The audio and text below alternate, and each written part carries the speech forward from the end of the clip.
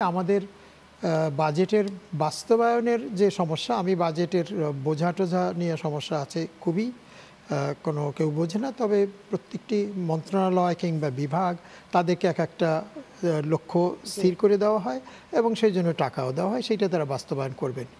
দুটো সমস্যা হয়, একটা হচ্ছে যে রাজস্ব আয় হবে বলে হিসাব করা হয়, প্রাক্কলন এস্টিমেট, সেইটা একটা সমস্যা আছে। ওনারা তো আরও ভালো জানবেন বোধহয়।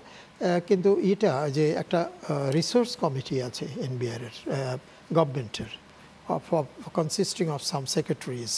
এখন সেই রিসোর্স কমিটি করে কি, আমাদের যে 5 ইয়ার্স প্ল্যানগুলো থাকে, যেটা এখনও আমরা আছে বোধহয়, এখন 5 ইয়ার্স প্ল্যান নাই, এখন নাই। ওই মধ্যে একবার 2 বছর পড়ছিল যে, ওইটার মধ্যে আমি একবার ছিলাম জড়িত।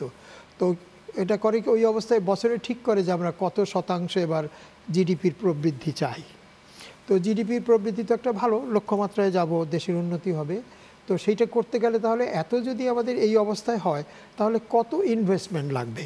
অবভিয়াসলি ইনভেস্টমেন্ট এখন দুটো ফাঁকা এখানে থেকে যায়। এই যে একটা ধরে তারপরে এনবিআরকে দিয়ে দিল, তুমি এত বেশি করো। এবার এনবিআরকে দিয়েছে মাত্র 96% মোট রাজস্বের।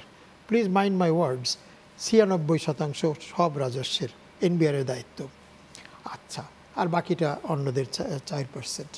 এখন দুটো জিনিস আছে, একটা হচ্ছে যে এই এনবিআরকে যে চাপিয়ে দেওয়া হলো এবং সব বছরই গিয়া পরে রিভাইজড বাজেট, যেটা সম্পূরক বাজেট বলে, সেইটাই শর্ট পড়বেই, কারণ ওদের ক্ষমতার বাইরে।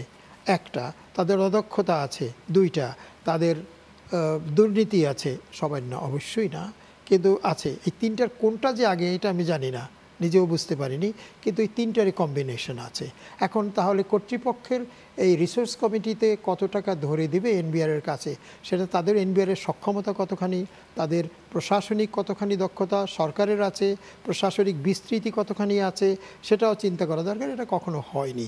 এ নিয়ে আমরা চাকরিতে, আমি ইকোনমিক্সেরই ছাত্র এবং ওখানেই চাকরি করেছি, NBR as you have said. তো সেইটা আসলে করা হয় না বলে আমাদের প্রায় সব বছরই বাজেটের ঘাটতি তো বাজেটে হয়, সেটা হচ্ছে ঋণের মাধ্যমে বা অন্যভাবে করা হবে, কিন্তু বাজেটের লক্ষ্যমাত্রা পূরণ করতে পারি না।